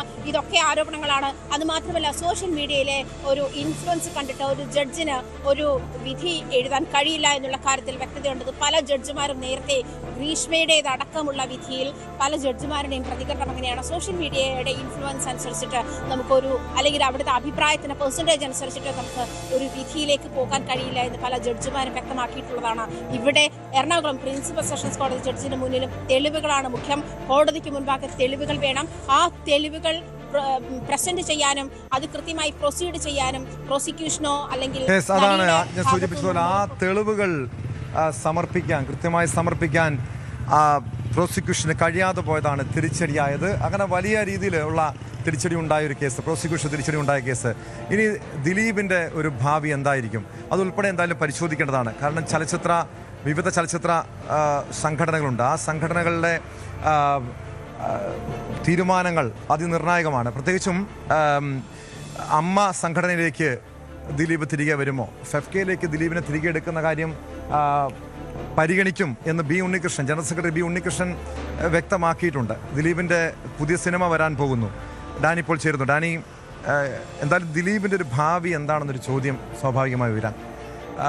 ഒരു കാലത്ത് ദിലീപ് മലയാള സിനിമാ മേഖല ഒന്നടങ്കം, അതായത് സിനിമാ സംഘടനകളെല്ലാം അടക്കി ഭരിച്ചിരുന്ന ഒരു താരരാജാവായി വളർന്നൊരു കാലഘട്ടമുണ്ട്. അവിടെ നിന്നാണ് ദിലീപിൻ്റെ വലിയൊരു വീഴ്ച സംഭവിക്കുന്നത്. ദിലീപിനെ തിരിച്ചെടുക്കുന്ന കാര്യം പരിഗണിക്കുന്ന ഫെഫ്ത വ്യക്തമാക്കിയിട്ടുണ്ട്. അമ്മയിൽ നിന്നും പുറത്താക്കിയിരുന്നു. ഈ അമ്മയിലേക്ക് തിരികെ വരുമോ, പഴയ പ്രതാപത്തിലേക്ക് ദിലീപ് തിരികെ വരുമോ, പുതിയ സിനിമ വരാൻ പോകുന്നു, എന്ത് പ്രതീക്ഷിക്കാം? ടോം, ഇതിലെ ദിലീപ് മലയാള സിനിമയുടെ വാണിജ്യ ചേരുവകളുടെ ഒരു അവിഭാജ്യ ഘടകമാണ്. അതിലൊരു സംശയമില്ല. ഈ വാണിജ്യ സിനിമ തന്നെയാണ് മുഖ്യധാരാ സിനിമ എന്നെല്ലാം പറഞ്ഞിങ്ങനെ കൊണ്ടുപോകുന്ന ഒരു ഭാഗം അത് തന്നെയാണ്. അപ്പോൾ സത്യത്തിൽ ഈ ഉത്തരവുകൾക്ക് വേണ്ടി അല്ലെങ്കിൽ ഈ ഉത്തരവിന് വേണ്ടി കാത്തിരുന്നത് ഈ സിനിമാ ലോകം വിവിധ സംഘടനകളൊക്കെ തന്നെയാണ്. കാരണം ഈ സിനിമാ സംഘടനകളെല്ലാം തന്നെയാണ് ദിലീപിനൊപ്പം തന്നെ നിന്നതാണ്. അമ്മയെല്ലാം പുറത്താക്കി എന്നെല്ലാം തന്നെ പറയുന്നത് ഒരുപക്ഷെ ദിലീപിനേക്കാളേറെ വേദനിച്ചത് ഇന്നും അമ്മയുടെ തലപ്പത്തിരിക്കുന്നവർ തന്നെയായിരിക്കും ദിലീപിനെ പുറത്താക്കാനുള്ള ഒരു നടപടിയിൽ ഏറ്റവും അധികം വേദനിച്ചത് അവർ തന്നെയായിരിക്കും. ഒരുപക്ഷെ സമ്മതം വാങ്ങിക്കൊണ്ടായിരിക്കും അത് ചെയ്തത് പോലും. അന്ന് വലിയ സമ്മർദ്ദ ശക്തിയായി നിന്നത് യുവതാരങ്ങൾ കുറച്ച് പേരാണ്. പൃഥ്വിരാജ് അടക്കമുള്ള കുറേ പേരുടെ ഒരു നിലപാടുകളൊന്നുണ്ടായിരുന്നു. കുഞ്ചാക്കോ ബോബൻ അടക്കമുള്ളവർ എടുത്ത ഒരു നിലപാട് ഈ വിഷയത്തിൽ സ്വീകരിച്ചിട്ടുള്ളവരായിരുന്നു. അന്ന് ഈ സംഭവത്തിന് ശേഷം, അറസ്റ്റിന് ശേഷം പനമ്പള്ളി നഗറിലെ മമ്മൂട്ടിയുടെ വസതിയിലേക്ക് ഇവരെല്ലാവരും ഒത്തുചേരുകയും പിന്നീടാണ് അതൊരു തീരുമാനത്തിലേക്ക് പോവുകയും എല്ലാം തന്നെ അത് ചെയ്തത്. എന്തായാലും ഈ സിനിമകളുടെ മുഖ്യ സംഘാടകൻ എന്ന രീതിയിലേക്ക് ദിലീപ് വളരെ പെട്ടെന്ന് എത്തും. അത് ദിലീപിൻ്റെ ആവശ്യമല്ല, അത് ആ സംഘടനകളുടെ ഒരു ആവശ്യമാണ്. അവരെ വളരെ പെട്ടെന്ന് എത്തും. ഇപ്പോൾ ബി ഉണ്ണികൃഷ്ണൻ പ്രതികരിച്ചതായിട്ട് പറയുന്നു. ഇതിൽ മറ്റു കാര്യങ്ങളും തൊടാതെയുള്ളൊരു പ്രതികരണം ഇക്കാര്യങ്ങളിലെല്ലാം തന്നെ വന്നിട്ടുണ്ട്. ഫെഫ്ക, അതോടൊപ്പം തന്നെ ഫിയോക്ക, സിനിമ പ്രദർശനശാലകളുടെ കൂട്ടായ്മ, അത് മലയാള സിനിമയിൽ ഒരു വേള തർക്കം രൂക്ഷമായിരിക്കുന്ന തിയേറ്റർ സംഘടനകളെ രണ്ടായി പിളർത്തുകയായിരുന്നു. ദിലീപായിരുന്നു ചെയ്തത്. ദിലീപ് പിളർത്തി അത് സംഘടനയുടെ ഒരു തലപ്പത്തേക്ക് വരുന്നു. അങ്ങനെ ആ ഒരു തലപ്പത്തേക്ക് അവരോധിക്കപ്പെടുമ്പോൾ ദിലീപിനെ ആ ഒരു ദൗത്യം ഏൽപ്പിച്ചു കൊടുത്തത് മലയാള സിനിമാ ലോകത്തുള്ളവർ തന്നെയായിരുന്നു. അവരുടെ ഒരു ആവശ്യം മുൻകണ്ടായിരുന്നു ദിലീപ് പ്രവർത്തി. കാരണം അത്രമേലൊരു സമഗ്രാധിപത്യം മലയാള സിനിമയ്ക്ക് മേൽ നേടിയൊരു വ്യക്തി കൂടിയായിരുന്നു. അപ്പോൾ അവിടേക്കെല്ലാം വൈകാതെ തന്നെ തിരിച്ചെത്തുന്ന കാര്യത്തിൽ ഒരു സംശയമില്ല. നേരത്തെ പറഞ്ഞതുപോലെ ഇത് ആ സംഘടനകളുടെ കൂടി കുറേ ആവശ്യവുമായിട്ട് തന്നെയാണ് കണക്കാക്കുന്നത്. ദിലീപ് അതിനിടെ മറ്റു പലരും സഹായിക്കുന്നതും കാര്യങ്ങളും എല്ലാം തന്നെ ചെയ്യുന്നതായി പറയുന്നത്. അതൊക്കെ എന്ത് തന്നെയായാലും ഇത് വൈകാതെ ദിലീപ് അതിലേക്ക് വരും. പക്ഷേ അപ്പോഴുമുള്ളത് സിനിമ എത്ര കണ്ട് വിജയിച്ച് മുന്നോട്ട് പോകും എന്നത്. കാരണം ഈ ഇടയ്ക്കിറങ്ങിയ ചിത്രങ്ങളെല്ലാം വലിയ രീതിയിലുള്ള തിരിച്ചടി, വലിയ സെറ്റ് ബാക്കുകൾ ദിലീപിന് ഉണ്ടാക്കി എന്നുള്ള കാര്യത്തിലൊരു സംശയവുമില്ല. വാണിജ്യപരമായി സിനിമ വിജയിച്ചോ എന്നൊക്കെ ചോദിച്ചാൽ അതൊരു വലിയ ചോദ്യമായിട്ട് തന്നെ നിൽക്കുക. ഇനി പുതുതായി ഇറങ്ങാനുള്ള ഒരു ചിത്രമാണ്, വലിയ ബാനറുള്ളതാണ്. അതാണ് ദിലീപിൻ്റെ ഒരു പ്രതീക്ഷ. മാത്രമല്ല പഴയ ഒരു ജനപ്രിയ നായകൻ, കുടുംബ പ്രേക്ഷകരുടെ ഒരു ഇഷ്ടതാരം, ആ ഒരു സ്വീകാര്യത ഇനി ദിലീപിന് ഉണ്ടാകും, അങ്ങനെ കരുതാമോ? അതിലൊരു കാര്യമുള്ളത്, ദിലീപ് കൈകാര്യം ചെയ്തിരുന്ന ജോണറിലുള്ള സിനിമകളുണ്ട്. ആ ഒരു കാലം മാറിയോ എന്നുള്ളൊരു ചോദ്യമുണ്ട്. കാരണം സിനിമ വളരെ ഫാസ്റ്റായിട്ട് തന്നെ മാറിയോ, വളരെ ഡ്രാസ്റ്റിക്കായിട്ട് ആ രംഗം മാറിയിരിക്കുന്നു. ആ സിനിമ, ദിലീപിൻ്റേതായ സിനിമകൾ ചിലതെല്ലാം തന്നെ ഇപ്പോഴും കണ്ടുപോകും. പക്ഷെ മറ്റു ചിലപ്പോൾ ആ രീതിയിലുള്ള ചില പരീക്ഷണങ്ങൾ പിന്നീട് നടത്തിയെങ്കിൽ അതൊന്നും വിജയിച്ചിരുന്നില്ല. പ്രേക്ഷകർ മാറുന്നല്ലോ, ഈ കാര്യങ്ങളെല്ലാം തന്നെ മാറുന്നു. ദിലീപിൻ്റെ സിനിമയ്ക്ക് ദിലീപിനൊരു മാറ്റവുമില്ല എന്നുള്ള ചോദ്യമെല്ലാം തന്നെ ദിലീപിൻ്റെ പുതിയ ചിത്രങ്ങൾക്കെല്ലാം അടിക്കുറിപ്പായിട്ടൊക്കെ വരുന്നൊരു സമയമാണ്. അപ്പോൾ ഒരുപക്ഷെ ആ മാറ്റത്തിനൊപ്പം നീങ്ങാനായിട്ട് അദ്ദേഹത്തിനൊക്കെ സാധ്യമായിരിക്കാം. ഏതായാലും തൻ്റേതായ ഒരിടം കണ്ടെത്തിയ ഒരാളാണ്. അങ്ങനെ പെട്ടെന്നൊന്നും മാറ്റി നിർത്താനോ എഴുതിത്തള്ളാനോ പറ്റുന്നൊരിടമല്ല. അയാളുടേതായൊരു സ്വീകാര്യതയും പ്രേക്ഷകരും എല്ലാം തന്നെ ഉണ്ടായിരുന്നു. ജനപ്രിയ നായകൻ എന്നൊരു ലേബൽ നേടിയെടുക്കുമ്പോൾ അതിനു വേണ്ടിയുള്ള കാര്യങ്ങളെല്ലാം തന്നെ ഉണ്ടായിരുന്നു. അപ്പോൾ ഒരുപക്ഷെ അത്തരം ചേരുവകൾ ഇനിയും ഒത്തു വന്നേക്കാം, അല്ലെങ്കിൽ ഈ പുതിയ കാലത്തിനൊപ്പം നീന്താനായിട്ട് അദ്ദേഹത്തിനും കഴിഞ്ഞേക്കാം സിനിമാ ലോകത്ത്. അങ്ങനെയെങ്കിൽ അങ്ങനെ മാറ്റം വന്ന, പരിവർത്തനം ചെയ്യപ്പെട്ടൊരു ദിലീപിനെ നമുക്ക് പ്രതീക്ഷിച്ചുകൂടായി. എന്തായിരിക്കും ഇനി സംഭവിക്കാൻ പോകുന്നത്? ഏവരും ഉറ്റുനോക്കുന്നുണ്ട്. ഇവിടെ ഇരയ്ക്ക് ഒരു പരിധിവരെയും നീതി കിട്ടി, അതിജീവിതയ്ക്ക് നീതി കിട്ടിയെന്ന് പറയാം. കാരണം കുറ്റകൃത്യത്തിൽ നേരിട്ട് പങ്കെടുത്ത 6 പേരും കുറ്റക്കാരെന്ന് കോടതി കണ്ടെത്തിയിരിക്കുന്നു. അവർക്കുള്ള ശിക്ഷ 12 വിധിക്കും. ഇനി ദിലീപിൻ്റെ കാര്യമാണ്. അവിടെയാണ് നീതി നിഷേധിക്കപ്പെട്ടു എന്ന് ചില വനിതാ ആക്ടിവിസ്റ്റുകളെങ്കിലും പ്രതികരിക്കുന്നത്. അങ്ങനെയെങ്കിൽ ഇത് ആരുടെ ഭാഗത്തുണ്ടായ വീഴ്ചയാണ്? പ്രോസിക്യൂഷൻ്റെ ഭാഗത്തുണ്ടായ വീഴ്ചയാണ്? അന്വേഷണത്തിലുണ്ടായ വീഴ്ചയാണോ? തുടങ്ങിയ കാര്യങ്ങളൊക്കെ പരിശോധിക്കണം. ഇനി ദിലീപ് നിരപരാധിയാണെങ്കിൽ സ്വാഭാവികമായും കുറ്റവിമുക്തനാക്കപ്പെട്ടു. കഴിഞ്ഞ 8.5 വർഷക്കാലം ദിലീപ് പറഞ്ഞതുപോലെ, ദിലീപ് നേരത്തെ പ്രതികരിച്ചതുപോലെ തൻ്റെ കരിയർ, തൻ്റെ ജീവിതം എല്ലാം തകർത്തൊരു വർഷം, 8 വർഷങ്ങൾ സ്വാഭാവികമായും ദിലീപിനെ വേട്ടയാടിയതാണോ? ഇക്കാര്യവും ചർച്ച ചെയ്യപ്പെടേണ്ടതാണ്.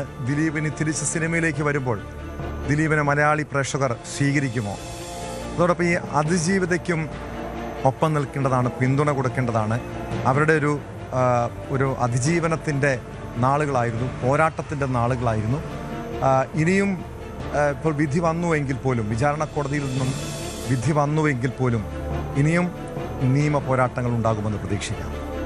തിരികെ എത്താം ഇടവേളയ്ക്ക് ശേഷം.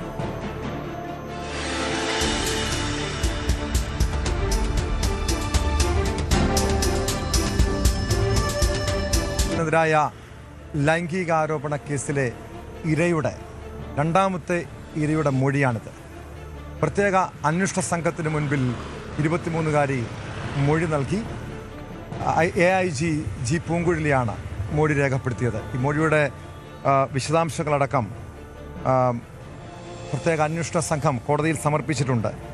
ശരീരമാസകലം മുറിവേൽപ്പിച്ചുകൊണ്ടുള്ള ലൈംഗിക അതിക്രമം എന്നാണ് ആരോപണം. ഈ അതിജീവിത, ഈ ഇര ആരോപണം ഉന്നയിച്ചിരിക്കുന്നത്. മൊഴിപ്പകർപ്പ് തിരുവനന്തപുരം പ്രിൻസിപ്പൽ സെഷൻസ് കോടതിയിൽ പ്രോസിക്യൂഷൻ ഫയൽ ചെയ്തു. പ്രോസിക്യൂഷൻ്റെ ആവശ്യപ്രകാരം രാഹുൽ മാങ്കൂട്ടത്തിലിൻ്റെ മുൻകൂർ ജാമ്യാപേക്ഷയിൽ അടച്ചിട്ട മുറിയിലായിരിക്കും വാദം കേൾക്കുക. ഡാൻ കുര്യൻ ചേരുന്നുണ്ട് തിരുവനന്തപുരത്ത് നിന്ന് വിവരങ്ങളുമായി. ഡാൻ, ആദ്യത്തെ ലൈംഗിക അതിക്രമ കേസിനേക്കാൾ ഗുരുതരമായിട്ടുള്ള ആരോപണങ്ങളാണ് രാഹുൽ മാങ്കൂട്ടത്തിനെതിരെ രണ്ടാമത്തെ കേസിലുള്ളത്. അതായത് അതിക്രൂരമായിട്ടുള്ള ബലാത്സംഗം, ശരീരമാസകലം മുറിവേൽപ്പിച്ചുകൊണ്ടുള്ള ബലാത്സംഗം. അതിനുശേഷം വിവാഹ വാഗ്ദാനത്തിൽ നിന്നും രാഹുൽ മാങ്കൂട്ടത്തിൽ പിന്മാറിയെന്ന്. എന്താണ് 23-കാരിയുടെ ഈ രണ്ടാമത്തെ കേസിൽ ഇരയുടെ മൊഴിയിൽ പറയുന്നത്? പ്രധാനമായി ആദ്യത്തെ കേസിൽ, ആദ്യത്തെ പരാതിക്കാരിയുടെ സംഭവത്തിൽ രാഹുൽ മാങ്കൂട്ടത്തിന് വേണ്ടി ഹാജരായ അഭിഭാഷകൻ സെഷൻസ് കോടതിയിൽ ഉന്നയിച്ച പ്രധാനപ്പെട്ട ഒരു വാദമുഖം ഇരുവരും തമ്മിലുള്ള ഉഭയകക്ഷി സമ്മതപ്രകാരം തമ്മിലുള്ള ഒരു ബന്ധത്തെ പിന്നീട് രാഷ്ട്രീയ ഗൂഢാലോചനയുടെ ഭാഗമായി രാഹുലിനെതിരെ ഉപയോഗിക്കുകയെന്നായിരുന്നു. പക്ഷേ അത് കൃത്യമായി തന്നെ സെഷൻസ് കോടതിയിൽ വ്യക്തമായ തെളിവുകൾ നിരത്തിക്കൊണ്ടാണെന്ന് പ്രോസിക്യൂഷൻ എതിർത്തത്. ഒരുപക്ഷെ അതിനേക്കാളൊക്കെ ഗൗരവതരത്തിലുള്ള സ്വഭാവത്തിലുള്ള ഒരു പരാതിയാണ് KPCC അധ്യക്ഷന് കഴിഞ്ഞ ദിവസം ലഭിക്കുന്നതും KPCC അധ്യക്ഷൻ സംസ്ഥാന പോലീസ് മേധാവിക്ക് അത് കൈമാറുകയും ചെയ്തത്. അങ്ങനെ പരാതിക്കാരനായി KPCC അധ്യക്ഷനെ പരാതിക്കാരനാക്കിക്കൊണ്ടാണ് ഈ കേസ് രജിസ്റ്റർ ചെയ്യുന്നത്. അതിനിടെ വളരെ നാടകീയമായിട്ടാണ് പരാതി നൽകാൻ താൻ തയ്യാറല്ല എന്ന് പറഞ്ഞ യുവതിയെ അന്വേഷണ സംഘത്തിന് മേൽനോട്ടം വഹിക്കുന്ന പോലീസ് ആസ്ഥാനത്തെ AIG ജി പൂങ്കുഴലി ഫോണിൽ ബന്ധപ്പെട്ട് സമയം തേടിയത്. അതിനുശേഷം ഒരു അജ്ഞാത കേന്ദ്രത്തിൽ വെച്ച് 4 മണിക്കൂർ നീണ്ട് ഇവരുടെ മൊഴിയെടുക്കുകയായിരുന്നു എന്നാണ് നമുക്ക് ലഭിക്കുന്ന വിവരം. ഇന്നലെയാണ് ഈ മൊഴിയെടുക്കുന്ന നടപടി നടന്നത് എന്നാണ് സൂചന. എന്തായാലും ആ മൊഴിപ്പകർപ്പിലെ കൃത്യമായ വിശദാംശങ്ങൾ അടക്കമാണ് മുദ്രവെച്ച കവറിൽ പ്രോസിക്യൂഷൻ ഇന്ന് കോടതിയിൽ ഹാജരാക്കിയിരിക്കുന്നത്. അതിൽ വളരെ ഗുരുതര സ്വഭാവത്തിലുള്ള പരാമർശങ്ങൾ അടങ്ങിയിട്ടുണ്ട് എന്ന സൂചനകളാണ് നമുക്ക് കോടതിയിൽ നിന്ന് ലഭിക്കുന്നത്. അതിൻ്റെ പൂർണ്ണമായ വിവരങ്ങൾ വരും മണിക്കൂറുകളെ ലഭിക്കുകയുള്ളൂ. നിലവിൽ ലഭിക്കുന്ന സൂചന അനുസരിച്ച് വിവാഹ വാഗ്ദാനം നൽകി അതിക്രൂരമായ ലൈംഗിക അതിക്രമം തന്നോട് നടത്തി എന്ന തരത്തിലുള്ള പരാമർശങ്ങൾ ഈ മൊഴിയിൽ ഉണ്ട്. മാത്രമല്ല രാഹുൽ മാങ്കൂട്ടത്തിന്റെ ഭാഗത്ത് നിന്ന് വന്ന ഈ കേസിലെ പ്രത്യേക അന്വേഷണ സംഘത്തിന്റെ നീക്കം, രാഹുൽ മാങ്കൂട്ടത്തിന്റെ മുൻകൂർ ജാമ്യാപേക്ഷ കോടതിയുടെ പരിഗണനയിലുണ്ട്. അറസ്റ്റ് തടയണമെന്ന് ആവശ്യപ്പെട്ടുള്ള ഹർജിയുണ്ട്. ഇതിന്മേൽ ഒരു തീർപ്പുണ്ടായ ശേഷം മാത്രമായിരിക്കുമോ പ്രത്യേക അന്വേഷണ സംഘം രാഹുൽ മാങ്കൂട്ടത്തിനെതിരായ കേസിൽ അന്വേഷണം നടത്തുക? കഴിഞ്ഞ ദിവസം വരെ പ്രതിഭാഗം വലിയ തരത്തിലുള്ള ആത്മവിശ്വാസത്തിലായിരുന്നു. കാരണം പേരെന്തെന്നോ ഊരെന്തെന്നോ അറിയത്തില്ലാത്തയൊന്നു പരാതി എന്ന തരത്തിലൊക്കെയുള്ള വിമർശനങ്ങൾ അതുമായി ബന്ധപ്പെട്ട് ഉയർന്നു. രാഷ്ട്രീയമായി രാഹുൽ മാങ്കൂട്ടത്തിനെ തേജോവധം ചെയ്യാനുള്ള നീക്കമാണ് നടക്കുന്നത് എന്ന തരത്തിലുള്ള പരാമർശങ്ങളുണ്ടായി. ആ പ്രതിഭാഗം അഭിഭാഷകൻ തന്നെ കോടതിയിൽ അത്തരത്തിലുള്ള ചില പരാമർശങ്ങൾ നടത്തുകയും ചെയ്തു. പക്ഷേ അവരെ പോലും ഞെട്ടിക്കുന്ന തരത്തിൽ വളരെ അപ്രതീക്ഷിതമായിട്ടാണ് ഈ 2-3 ദിവസത്തിനകത്ത് ഇങ്ങനെയൊരു നിയമപരമായ ഡെവലപ്മെൻറ്റ്സ് ഈ കേസിൽ ഉണ്ടാകുന്നത്. അങ്ങനെയാണ് അതീവ രഹസ്യമായി അന്വേഷണ ഉദ്യോഗസ്ഥർ തന്നെ നേരിട്ടെത്തി ഈ യുവതിയുടെ മൊഴി രേഖപ്പെടുത്തിയിരിക്കുന്നത്. അതോടൊപ്പം എടുത്തു പറയേണ്ട കാര്യം, ക്രൈംബ്രാഞ്ചിൻ്റെ ജവഹർ നഗർ യൂണിറ്റിലെ DYSP K. സജീവൻ്റെ നേതൃത്വത്തിലുള്ള അന്വേഷണ സംഘത്തെയായിരുന്നു ആദ്യം ഈ കേസ് അന്വേഷിക്കുന്നതിന് വേണ്ടി ക്രൈംബ്രാഞ്ച് മേധാവി ADGP H. വെങ്കടേഷ് നിയോഗിച്ചത്. പക്ഷേ ഈ അന്വേഷണ ഉദ്യോഗസ്ഥരിൽ ചിലരുടെ ഭാഗത്ത് നിന്ന് വിവരങ്ങൾ പുറത്തേക്ക് ചോരുന്നുണ്ട് എന്ന രഹസ്യ വിവരം ലഭിച്ചതിൻ്റെ അടിസ്ഥാനത്തിൽ ഇന്നലെ വൈകിട്ടോടെ അടിയന്തരമായി ഈ അന്വേഷണ സംഘത്തെ മരവിപ്പിച്ചുകൊണ്ട് പുതിയൊരു അന്വേഷണ സംഘ തലവനെ അടക്കം നിയോഗിച്ചിട്ടുണ്ട്. പ്രത്യേക അന്വേഷണ സംഘത്തിന് മേൽനോട്ടം വഹിക്കുന്നത് AIG ജി പൂങ്കുഴലിയാണെങ്കിലും ഈ സംഘത്തിൽ ക്രൈംബ്രാഞ്ചിലെ മറ്റ് ഉദ്യോഗസ്ഥർ കൂടി ഉൾപ്പെട്ടിട്ടുണ്ടായിരുന്നു. പക്ഷേ ഇതുമായി ബന്ധപ്പെട്ട് അന്വേഷണ സംഘം നടത്തുന്ന നീക്കങ്ങൾ, അതീവ രഹസ്യമായി നടത്തുന്ന നീക്കങ്ങൾ പോലും പുറത്തേക്ക് ചോരുന്ന സാഹചര്യം. അതോടൊപ്പം രാഹുൽ മാങ്കൂട്ടത്തിൽ ഉള്ള സ്ഥലത്തിന് അടുത്തേക്ക് അന്വേഷണ സംഘം എത്തുകയും 10 മിനിറ്റ് വ്യത്യാസത്തിലേക്ക് രാഹുൽ മാങ്കൂട്ടത്തിൽ വിദഗ്ധമായി അവിടുന്ന് രക്ഷപ്പെടുകയും ചെയ്യുന്ന സാഹചര്യം ബംഗളൂരുവിൽ കൂടി ഉണ്ടായതോടെയാണ് ഉന്നത പോലീസ് ഉദ്യോഗസ്ഥരുടെ മുമ്പിലേക്ക് ലഭിച്ച ചില സംശയങ്ങൾ ഉദ്യോഗസ്ഥരിൽ ചിലരെ കേന്ദ്രീകരിച്ചുകൂടി നടന്നത്. അങ്ങനെയാണ് വിവരങ്ങൾ ചോരുന്നതായി കണ്ടെത്തുകയും ഒടുവിൽ അന്വേഷണ സംഘത്തെ മാറ്റിക്കൊണ്ട് പുതിയൊരു സംഘത്തെ ഇപ്പോൾ നിയോഗിക്കുകയും ചെയ്തിരിക്കുന്നത്. എന്തായാലും ഇന്ന് കോടതിയുടെ ഭാഗത്തുനിന്ന് അനുകൂലമായൊരു വിധി ഉണ്ടാകേണ്ടത് രാഹുൽ മാങ്കൂട്ടത്തിനെ സംബന്ധിച്ച് വളരെ പ്രധാനപ്പെട്ട ഒരു കാര്യമാണ്.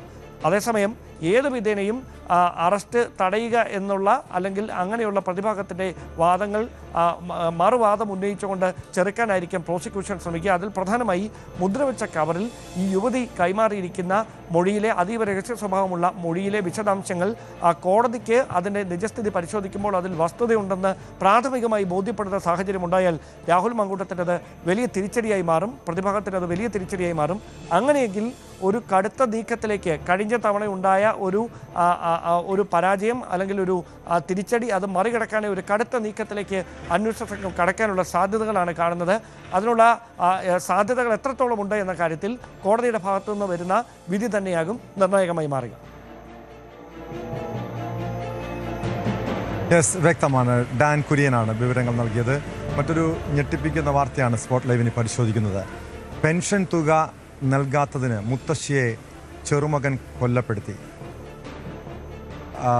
കൊല്ലം ചവറയിലാണ് അതിദാരുണമായ സംഭവം. ചവറ സ്വദേശിനി സുലേഖ ബീവിയാണ് കൊല്ലപ്പെട്ടത്. ചെറുമകൻ ഷഹനാസിനെ പോലീസ് കസ്റ്റഡിയിലെടുത്തു. വിവരങ്ങളുമായി എസ് വിനീഷ് ചേരുന്നുണ്ട് കൊല്ലത്ത് നിന്ന്. വിനീഷ്, ഏറെ കേട്ടാൽ തന്നെ ഞെട്ടലുളവാക്കുന്നൊരു സംഭവം. ഒരു പെൻഷൻ തുക നൽകാത്തതിന് ഒരു മുത്തശ്ശിയെ കൊലപ്പെടുത്തിയ ചെറുമകൻ. എന്താണ് സംഭവിച്ചത്? ഇതിൻ്റെ യഥാർത്ഥ കാരണമെന്തെന്നാണ് പോലീസ് പറയുന്നത്?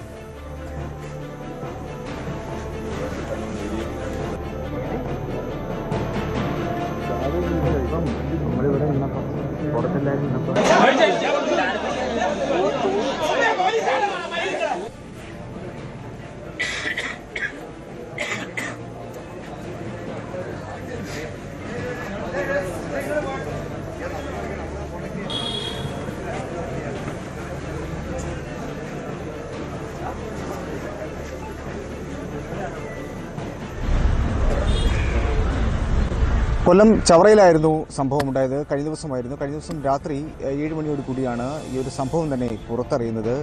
ചവറയിൽ ഒരു വീട്ടിൽ താമസിച്ചിരുന്നത് ഒരു മുത്തശ്ശിയോടൊപ്പം ആ മുത്തശ്ശിയുടെ മകൾക്ക് 2 മക്കളുണ്ട്. അതിൽ ഒരാളാണ് ഷഹനാസ്. അങ്ങനെ ഇവർ 4 പേരാണ് വീട്ടിൽ താമസിച്ചിരുന്നത്. കഴിഞ്ഞ ദിവസം ഷഹനാസിൻ്റെ അമ്മ ഒരു കല്യാണത്തിന് പോയിട്ട് തിരിച്ചു വന്നിട്ട് ഈ മുത്തശ്ശിയെ തിരക്കി. മുത്തശ്ശിയെ കാണുന്നില്ല. അങ്ങനെ മുത്തശ്ശി അന്വേഷിച്ചപ്പോഴാണ് വീടിനുള്ളിൽ കിടപ്പുമുറിയിൽ മരിച്ച നിലയിൽ കണ്ടെത്തിയത്. ഈ സംഭവം ഉടൻ തന്നെ പ്രദേശവാസികളെല്ലാം അറിഞ്ഞ് ഓടിയെത്തുകയും ചെയ്തു. അപ്പോൾ വീടിനുള്ളിൽ നിന്നും ഷഹനാസ് പെട്ടെന്ന് ഓടി രക്ഷപ്പെട്ട ഒരു സാഹചര്യമുണ്ട്. അങ്ങനെ നാട്ടുകാർ ചേർന്ന് പിടികൂടി പോലീസിൽ ഏൽപ്പിക്കുകയായിരുന്നു. ഉടൻ തന്നെ ഈ മുത്തശ്ശിയെ അവിടെ നിന്നും ആശുപത്രിയിലേക്ക് മാറ്റുകയും ചെയ്തു. കരുനാഗപ്പള്ളി ഹോസ്പിറ്റലിൽ എത്തിച്ചപ്പോഴേക്കും അവരുടെ ജീവൻ നഷ്ടപ്പെട്ടു.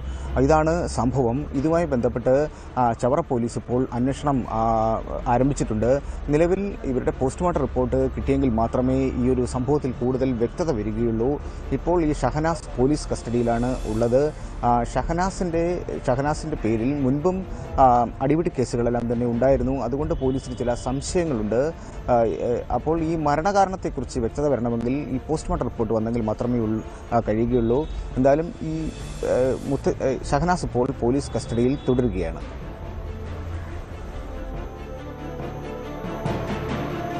എസ് വിനീഷാണ് വിവരങ്ങൾ നൽകിയത്. കൊല്ലം ചവറയിലാണ് പെൻഷൻ തുക കിട്ടാത്തതിന് മുത്തശ്ശിയെ ചെറുമകൻ കൊലപ്പെടുത്തിയത്. സ്പോട്ട് ലൈവ് പൂർണ്ണമാകുന്നു. നമസ്കാരം.